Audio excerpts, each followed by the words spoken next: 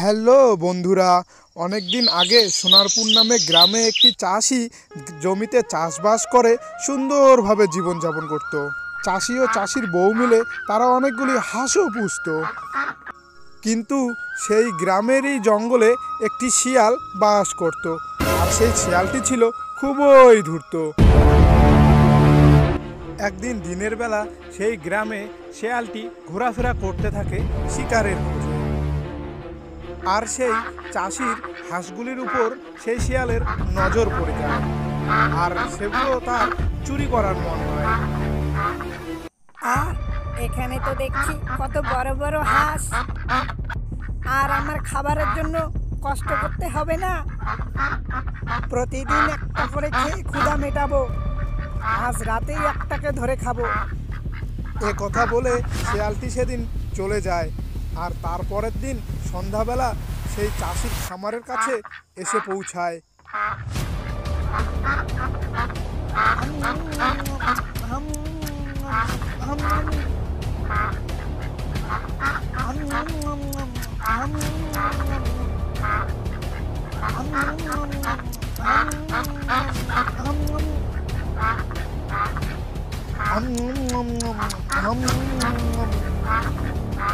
ও কি তাজা তাজা হাঁস, মন করে আরো একটা ধরে খাই। না, প্রতিদিন একটা একটা করে খাবো, না হলে চাষি বুঝতে পাবে। আর একটা একটা করে খেলে চাষি বেটা ঘন্টুও বুঝতে পাবে না। This is business.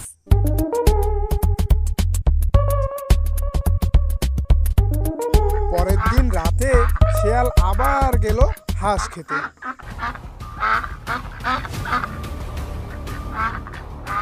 না, আজ আর এখানে খাবো না। হাঁসটাকে বাসায় নিয়ে গিয়ে আরামসে খাবো। এখানে এত রিস্ক নেওয়া যাবে না। এরপর শিয়ালটি হাঁসটাকে মুখে নিয়ে তার বাসার দিকে চলতে লাগলো। সে জঙ্গলের পাশ দিয়ে তাড়াতাড়ি করে দৌড়ে দৌড়ে যাচ্ছিল।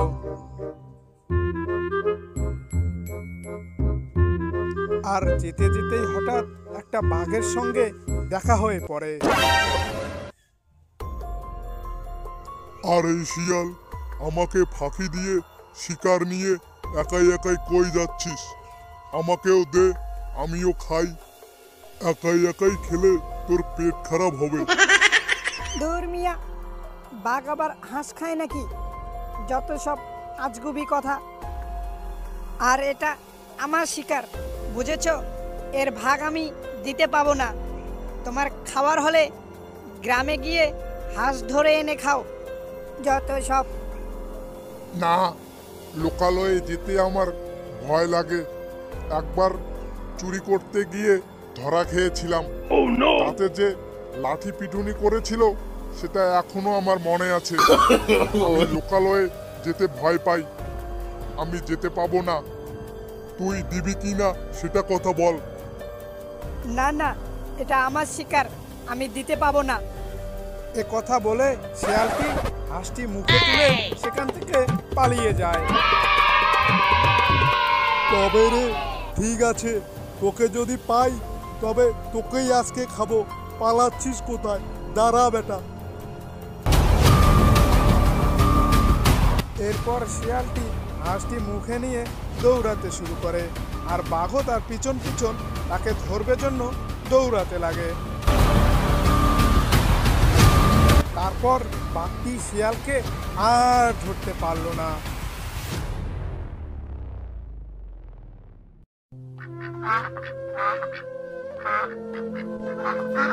তারপর দিন চাষি তার হাঁসগুলোকে কম দেখে অবাক হয়ে গেল।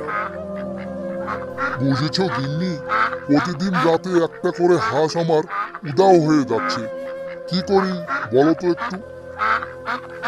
আমি বলি কি, আজ রাতটা আমরা একটু জেগেই থাকবো। তারপর দেখি কে আসে। যে আসবে তাকে আমরা লাঠি পিটুনি করব। একবার ধরতে পেলে তাকে উচিত শিক্ষা দেব। ঠিক আছে, তাই করব। যে আসবে তাকে আমরা লাঠি পিটুনি করব, বুঝছো?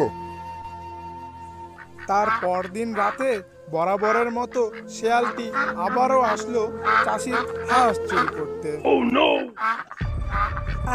কি যে মজা! এ যে মেঘ না চাইতেই বৃষ্টি, এত বড় বড় হাঁস খাওয়াটা বেশ ভালোই হচ্ছে আমার। আজকের ভাগেরটা তাড়াতাড়ি করে নিয়ে যাই।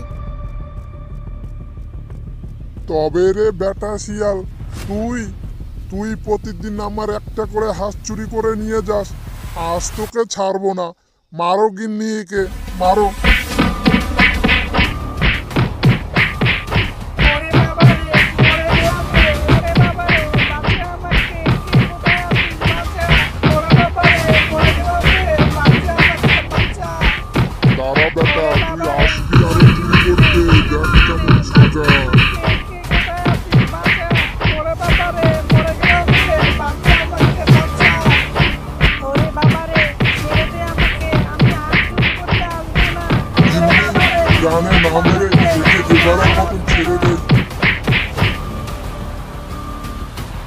আজকে তোকে আমরা প্রাণে মারলাম না, এবারের মতন তোকে ছেড়ে দিলাম। তবে মনে রাখবি, এই বাড়ির আশেপাশে যেন তোকে না দেখি। এই বাড়ি কেন, এই গ্রামেই যেন তোকে দেখতে না পারি।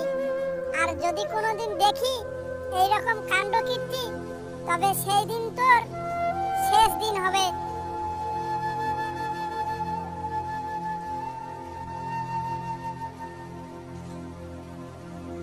এরপর শেয়াল চাষির লাঠির বাড়ি খেয়ে আর বাঘের ভয় পেয়ে সে এই জঙ্গল ছাড়া হয়ে যায়।